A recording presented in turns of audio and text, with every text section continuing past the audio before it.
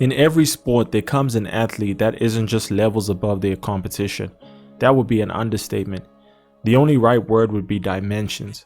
Because how else could Pele win 3 World Cups? Or Bill Russell win 11 rings? The way these athletes collect accolades seems otherworldly at times. Maybe they're extraterrestrial. Maybe they're Thanos. Every sport has its own Thanos, and today we're gonna figure out who the Thanos of MMA is.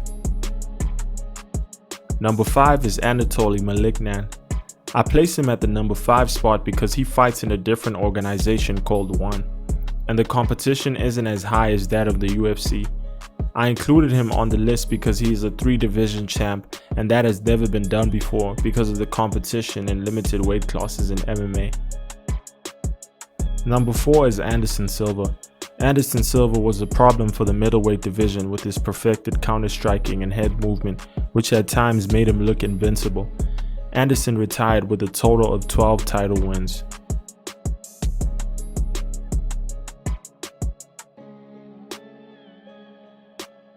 Like, you don't understand this. Anderson is playing the game where me and him are playing this game. So when I hit him, I didn't hit him clean. I'm not trying to hit him where he is. I'm trying to hit him where he's gonna be. But then he knows that as well. So he'd anticipate that and then pause. The distance is just right, so it just nicks him. There's a time I kicked him in the face and I slowed it down on my Instagram. Just went and just like my toe, literally. You see my toes? They're ugly as like it just nicked the top lip, and I went, "Here's gloves," because I felt it. I felt my toe nick, and he goes, and we're playing this game, but like literally, I was trying to hit him where he's gonna be, but then he'd pause, and then the punch would just. So it looked cool. It looked like, but I was like, I didn't hit him clean. Right. We're playing this game, and people don't understand. People who've never fought, they don't understand that game you're playing. Yeah, it was beautiful, man. I love that fight. And people I love that fight too. Number 3 is Demetrius Johnson. DJ's well-rounded arsenal combined with his speed made him nearly unbeatable in the UFC. He managed to leave the UFC with an impressive 12 title wins. He left due to contract issues as he believed he was worth more than what he was getting. Perhaps he would have extended his resume had he not left. He now competes in ONE FC and is still dominating at the age of 37. An honorable mention for the number 1 spot would be Georges St-Pierre, otherwise known as GSP. He's a 2-division champion in the UFC with a total of 13 title wins. GSP relied on his grappling and submission game, but when things stayed on the feet, he dominated there as well with thudding jabs and Superman punches.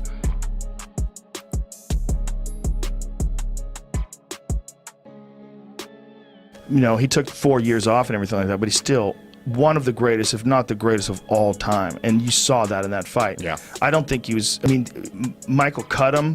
He cut him with those elbows, particularly from the bottom.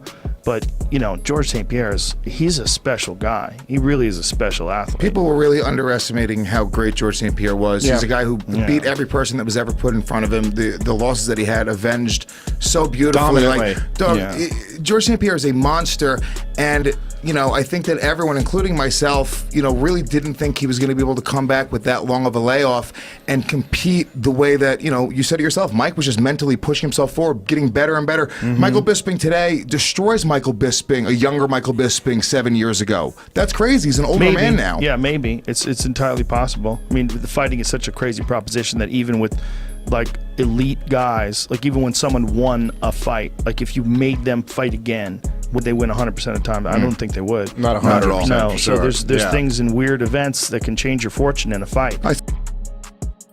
The number 1 spot goes to Jon Jones.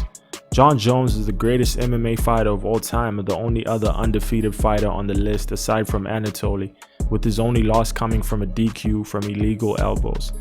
He believes that his loss should be overturned as that rule has been removed. Jon Jones is arguably the most well-rounded fighter of all time with his vicious elbows, oblique kicks, and world-class wrestling.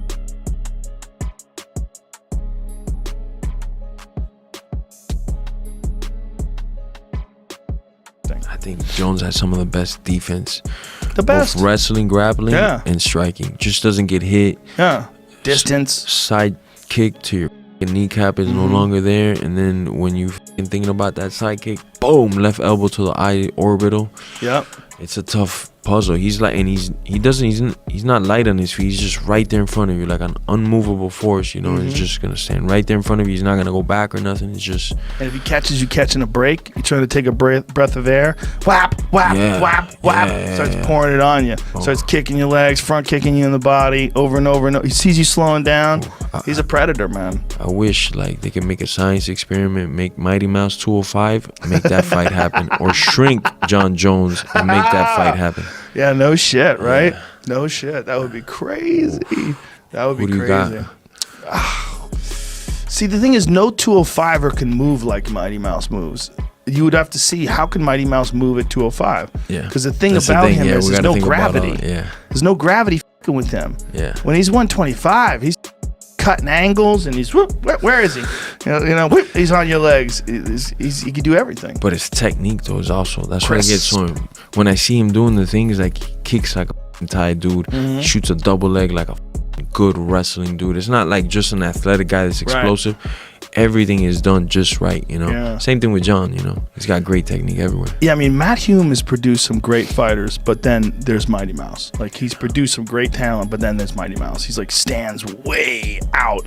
And you got to wonder, like, is it Mighty Mouse? Is it Matt Hume putting more emphasis on him? Is it a combination of things? Because usually when you get a guy that's that good, you get a gym that starts producing multiple champions like that. Let me know who your Thanos is in the comments.